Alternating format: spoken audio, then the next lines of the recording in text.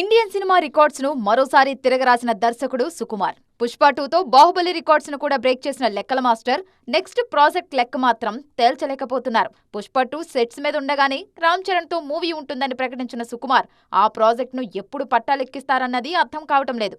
Charan lineup మీద clarity వస్తే తప్ప సుకుమార్ మూవీ విషయంలో క్లారిటీ వచ్చే ఛాన్స్ కనిపించడం లేదు. మాటల మాంత్రికుడు త్రివిక్రమ్ కూడా నెక్స్ట్ ప్రాజెక్టు విషయంలో క్లారిటీ ఇవ్వటం లేదు. గుంటూరు కారం రిలీజ్ అయి ఏడాదిన్నర దాటినా కొత్త సినిమా పట్టాలెక్కలేదు. భారీ ప్రాజెక్ట్ రెడీ అయినా హీరోలు ఖాళీగా లేకపోవడంతో ఈ గ్యాప్ లో వెంకటేష్ తో సినిమా ప్లాన్ చేశారు. కానీ ఆ మూవీ ఎప్పుడు పట్టాలెక్కుతుంది అన్న క్లారిటీ మాత్రం ఇవ్వటం లేదు. దేవరా సినిమాతో పాన్ ఇండియా హిట్ అందుకున్న కొరటాల శివ కూడా సైలెంట్ మోడ్లోనే ఉన్నారు. దేవరా 2 ఉంటుందని అనౌన్స్ చేసినా ఇప్పట్లో తారక్ డేట్స్ ఇచ్చే పరిస్థితి కనిపించడం లేదు.